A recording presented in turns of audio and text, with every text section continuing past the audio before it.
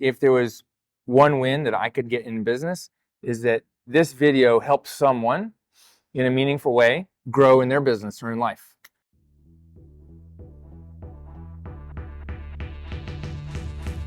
Welcome to the LeBauer Show.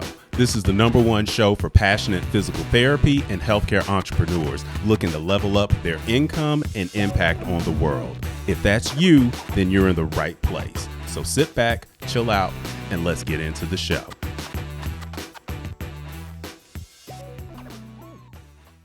Hey, what's up? It's Aaron. Welcome back to the LeBauer Show. I'm down here in Laguna Beach, California this week, attending a mastermind program that I belong to with Taki Moore. It's called Boardroom. It's part of his Black Belt program. And as you can see, there's a pretty dope, let's see if you can see the dope sunset. It's pretty, oh dude, it's killer. And I have a couple thoughts, and I always have thoughts. I thought I'd come down and record a podcast here out on the deck of my hotel. And today, what we're going to talk about are the 9 steps to win in business. These are the 9 things you need to do to ensure that you win no matter what. Because business is hard. Business is really hard. I get it because I was there, or actually I am there. You know, when I started in business, it didn't seem like it was a choice. I mean, I did have a choice. Here's the thing is, you choose hard, right? As a business owner, or even in life as a person, you have to choose your hard. Life is hard. Everyone's got their own story. Everyone's got their own challenges and struggles. You just need to choose, are you going to work hard for someone else's dreams? Or are you going to work hard and go deep for your family and for your dreams? I choose to go hard for my family and my dreams because I don't want people telling me what to do. I don't want people dictating my life. I want a life of freedom, fulfillment. There's another podcast I'm going to talk about that. It's like the freedom formula. I was jotting down notes, but today we're going to talk about how to win in business and make sure that you win. Because if you get into business and you can win, you're going to do all right. But let me define what is a win in business. A win in business isn't like dominating everyone, Elon Musk. I think there's some days that he doesn't feel like he's winning in business. A win in business means that you do things on your own terms. And you serve people on your own terms. And you make money. You make money to survive. You make money to thrive. You help other people. I think, to me, if there was one win that I could get in business, is that this video helps someone in a meaningful way grow in their business or in life. I just had someone post in my group, the Cash PD Nation. I asked, God, the sunset's dope. I asked, who here's launched a cash practice within 12 months of graduating? And there was one woman did. She's like, I did, and your book was instrumental in it. I mean, I don't know that I've heard her. I think we're friends on Facebook, but I don't really recognize her name. But she was a friend of Caitlin, who works for me, and Caitlin gave her the book. And she's not the first one, but it's like, to me, that's a huge win, right? Business is hard. So when it gets hard, remember your wins. One of the things that I have is a win board. I have a cork board on my wall right in front of me when I walk in the door of my office. And I have up there, tagged up there, thank you letters I've got, emails, like printouts of emails or direct messages I have with people thanking me, because you're going to get, whether you get more negative than positive, the negative sticks harder. And we have to be intentional about getting the positive to stick. So you're winning, I'm winning. There's days where it doesn't feel like you are, but I guarantee you, if you look back to where you were when you started this journey or before, there are wins, right? Wins are, okay, I have more money. That's one win. That's one way to measure impact, success, and helping others. There are other wins of like, I'm busier, like I have more paying clients. There are wins like I have more time with my kids. I can pick up my kids at 2:00 every day. You know what? So what? Maybe I'm not making as much as the next person, but I get to pick up my kids at 2:30 every day. And that's a massive win. Maybe, like some people, you work 3 days a week. I mean, I've got a client who I think made $8K in a month working 3 days a week. That's still pretty dope. Like, most people go and work 50 hours a week and don't make $100,000 a year. Most people, what is the average? Making somewhere about $35,000, $40,000, working 45, 50 hours a week. So these are wins. Wins come in all forms. They come in the fact that maybe you're making the same amount, but you're no longer under the thumb of your boss. You're no longer being dictated or controlled by what insurance is going to pay. That's a massive win. So, like I said, you choose your hard, okay? Because you can work hard for someone else, or you can work hard for yourself. I choose to work hard for myself, right? And I've got dozens of clients that have done this. Sometimes what people get stuck in is working for someone else is a little comfortable. It can be really comfortable. It's hard to get out of. So there's some things that you have to do to get out of it. And what you have to do is really just recognize that the time you spend working for someone else can drain away your energy, your life force, your ability to work for yourself. So sometimes you got to let go of something to get something new. I do want to talk about the 9 steps to win in business. Here's how you win in business. Number 1, well, this is how I did it. You make a big goal, like a big, hairy, audacious goal. BHAG. I don't know who came up with that. But big goals. Like, please, let's don't just replace your job. Let's try to make a goal of, I don't know, like not just 6 figures, not just paying off your loans, but I don't know, how about $1 million a year? How about let's go from making $100,000 a year to, $250 and then $500 and $1 million. Practice can generate $1 million. Now that $1 million doesn't go in your bank account. You have salaries to pay, but that's a lot of blessings that you've given to the world if you can generate $1 million. So make a big goal. What is it to take 4 weeks off and go travel? 2 weeks off without taking a pay cut? What does that mean? That means you can take 2 weeks away from your clinic and the clinic still generates revenue for you. And in order to do that, you have to hire. So make some big goal. Think about your goal and then make it uncomfortable. Your goals have to be uncomfortable to be good. And if you hit your goals, they're not big enough. You have to always stretch your goals. Oh, that sunset is dope. All right, number 2, you need a game plan. You need to build a game plan, like maybe, look at, okay, you got your goals. Okay, you got a 3-year goal. We're going to work backwards. Okay, in order to get a 3-year goal, where do I need to be in a year? And remember, success isn't linear. It's more of like a curve. It's a little jagged.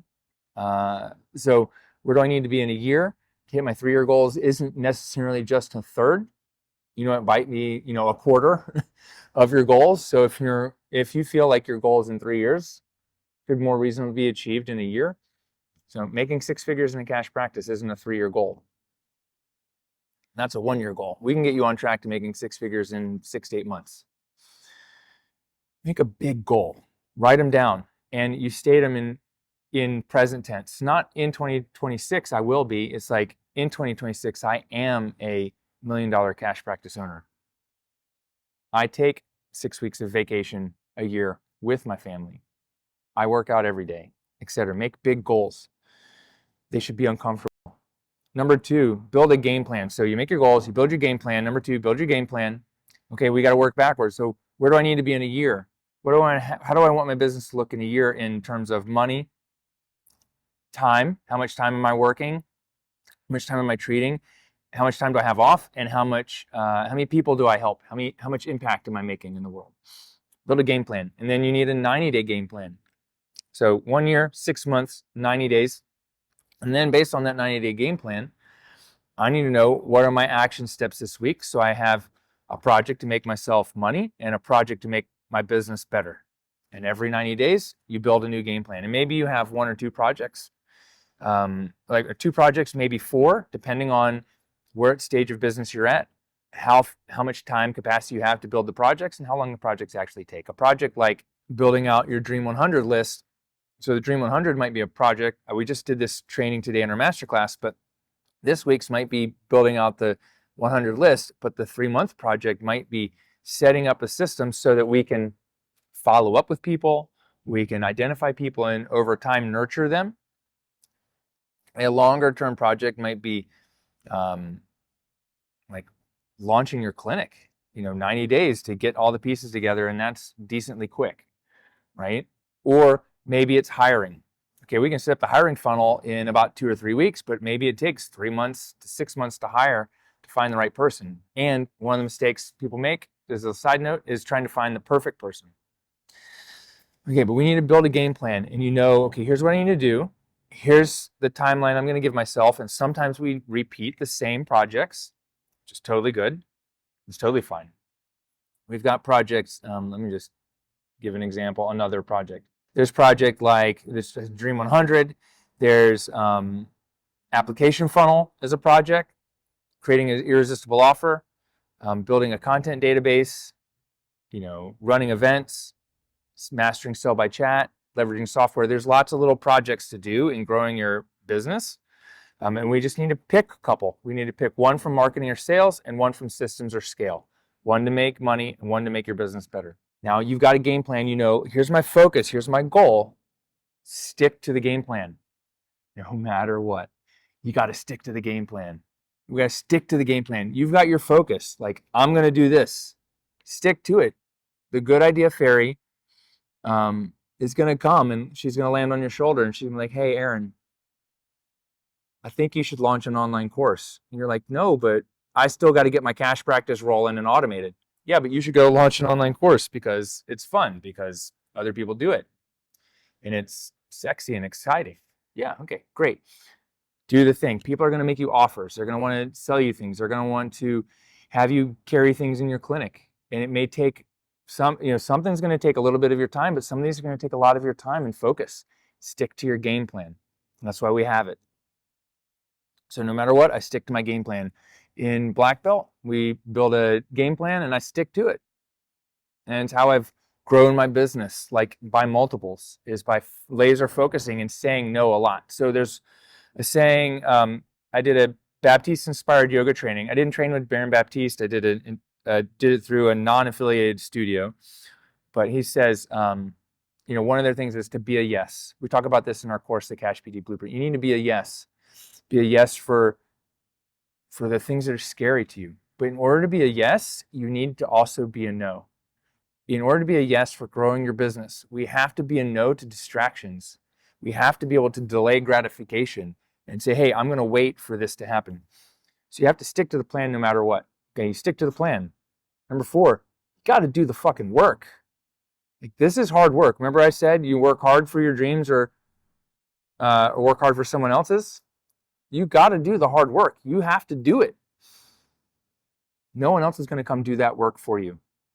Like, I can come and do it for you, but you're going to pay me probably $150,000, maybe more, if you want me to do all of the work for you. Like, I've already done the work for myself. I'm on like my 5th business. I had a massage practice in San Francisco. I had a massage practice in San Luis Obispo, massage practice in Greensboro, PT practice in Greensboro. I had a Con Ed company in Greensboro, and I have a coaching business. I'm on my 6th business. You got to do the work. Like, you just straight up got to do the work. I've been in business for over 20 years. Like, don't compare my chapter 20 to your chapter 1, and there's work that has to be done. Over time, the work doesn't get easier. You can just get smarter about it. You do very focused work, and you can offload and get other people doing some of the work for you. How does Aaron do so much? I have other people working for me. It's not a secret, but it took me a long time to figure it out and get ready to hire other people. And then my ability to help people multiplied. Okay, do the work. Number 5, do not blame anyone else. Do not blame another person or another thing. Don't blame anyone else for the results you didn't get, for the work you didn't do. There's no one else to blame. Okay, let's even say when an employee gets it wrong, the first time they get it wrong, your fault. Second time they get it wrong, it's their fault, as long as you've corrected them. The third time they get it wrong, it's your fault again, because the correction wasn't right or they didn't understand why this is important. When you own a business, the buck stops with you. You are the one to blame. Like, I'm not casting blame on you. I'm not blaming myself, but it's my responsibility to grow my business. It's my responsibility to ask for help. It's my responsibility to show up here in Laguna Beach and get help with my business and mastermind with other people, other business coaches. It's my responsibility. I got to do it. I have to Get, I have to negotiate a lot of things. I have to get the plane ticket. I have to, take time away from the office. I have to make sure my kids can stay with their mom. I have to figure all these things out. Like, I have to do the work to get here. And if I don't, and I don't get the results because I don't show up, like, that's on me. Unless there's a life extenuating circumstance. There's no one on a white horse is coming to save you. You got to do the work yourself. And there's no one else to blame but you. And you will never fail if you don't stop. If you take every lesson and every opportunity you can to learn something new and apply it to your business and do it one better the next day, there's no way you'll fail. Okay, number 6, be on time. What is the saying is, on time is late, and like early is, on time is late, and early is on time. I think it's like that. Be on time. I'm always early. It's been really difficult for me in the pandemic because there's so many other things to do, but just be on time. Be on time for yourself. When you say you're going to do something, do it. And I am saying a little bit of this for me too, because it's really hard some days to like show up. It's really hard to show up for work, but do not show up to an appointment or a call or something where someone else is counting on you. Do not show up late. It reflects bad on you. One of the things that Bedros says, or said a lot, is how you do anything is how you do everything. It's like you show up on time or you show up early and you're like there because you're serious and you're punctual. Like, boom, show up for your patients. Show up for yourself, show up for your family. Okay, get a little OCD. Like, okay, and maybe there's clinical OCD, and then there's just like getting things right and doing things in order, having a way that you do things that's replicatable. All the labels of the water in the fridge need to be pointing out in the right direction. It just feels more order. There's a little bit more feng shui to the thing if things are neat, if the dishes are clean.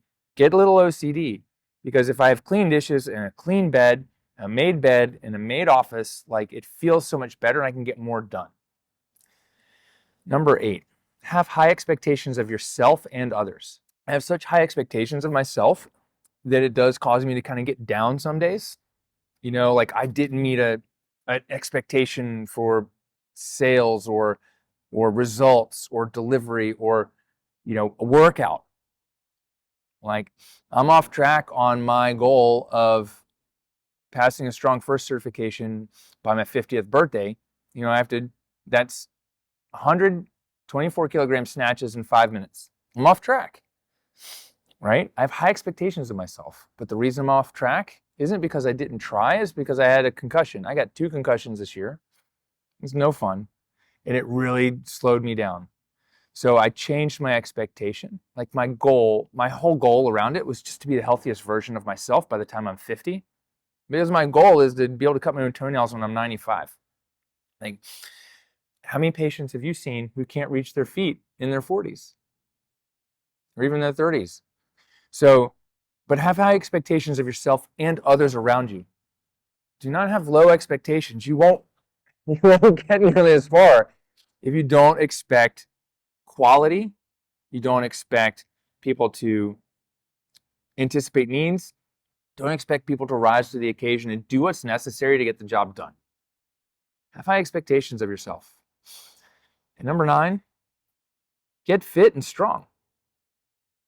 We're physical therapists, right? You got to be fit and strong. I want you to go for a run every day, get in the gym, lift some weights, move some iron, swing some kettlebells. You don't have to just do bench press and deadlifts to get strong. But we need to do more than just cardio and more than just lifting weights. You need to be mobile, fit, and strong, because if you're strong in your body, you'll be stronger in your mind. You'll be more resilient. What is the thing? It's like, if you set a goal, let's say you set a physical goal and you've tried hard and you worked at it over time. Like, in order to lose 40 pounds, it's going to take at least 18 months of training, right? In order to, get really strong or become a semi-pro at something or play collegiate sports, you have to train at that for years. And if you have a fitness goal, and because my fitness goal of passing a strong first certification, I've been working on this since 2018. When I set that goal, I've been swinging kettlebells for a long, maybe since 2016. That's a long-term goal. You need to set long-term goals, and I'm working at it consistently over time. That is exactly what you do in business. You set these big goals. One of my next big goals isn't just to make $3 million in a year, it's to have $5 million in investments. But I really want $10 million in investments. Because with $5 million investments, I can pull $20K out every month and live happy. With $10 million in investments, I can growing at, this is growing at a 7-8% rate, which is an average for stock market over, I think, the life or whatever, or conservative. With 10 million, I can pull 40K out a month. Man, we can have a big party. But get fit and strong and focus on your fitness. There was a lot of time, there are plenty of years when I was first growing my businesses, grinding and new babies, where I put my fitness secondary or third behind the business and family.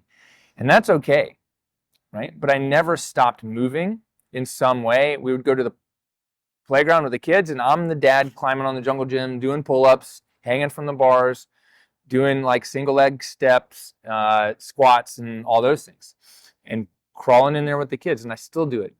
Get fit and strong. Get fit, strong, and mobile. And it's your duty as a family member, as a parent, as a coach, as a partner. It's your duty to be as healthiest version of yourself as you can, because if you're unhealthy, you can't be there for other people. It's your duty to be healthy and strong. Okay, there's lots of different ways to do it. Work out 5 days a week. Don't eat shit. Cook your food at home. Eat whole, real foods like steak, meat, broccoli, eggs, fruit, some vegetables, eat an Oreo and eat an Oreo once in a while, and some, what are they called? Sour Patch Kids, because my kids got those on me. Like, it's okay to have those. Eat a little, cake or some bread here and there. Fine. But just whatever plan works for you, do it and stick to it. You stick to that plan. You stick to a food plan. You stick to an exercise plan. You're going to stick to your business plan. That's how it works. So make a big goal. Build a game plan. Stick to the plan. Do the work. Don't blame anyone else. Be on time. Get OCD. Set high expectations of yourself and others. Get fit, strong, and mobile. And with those things, you're going to win in business. Oh yeah, number 10, never quit. Don't stop, never quit. So that's bonus. I think I said 9, but this is it. It's don't stop, never quit. It's on underneath the collar on one of my suits. This is a little custom thing they do. Don't stop and never quit. If you do not stop and you never quit, you will win in business.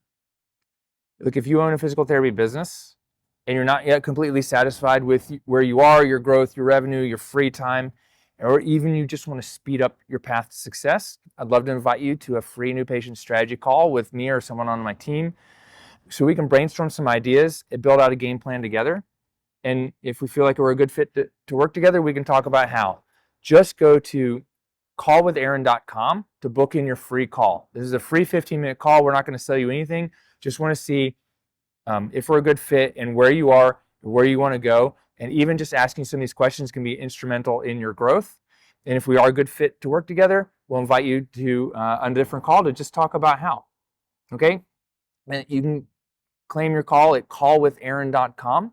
And I'll see you on the next show. Don't stop, never quit. And just shout it out. Tell people what you're going to do, and then just do it. Peace. Hey, what's up? It's Aaron. Thanks for listening to the show. If you enjoyed the episode and you'd like to help support the podcast, please share it with others, post about it on social media, or leave a 5-star rating and review over on iTunes. And to catch all the latest from me, follow me over on Instagram at Aaron LeBauer. Thanks again, and I'll see you next time.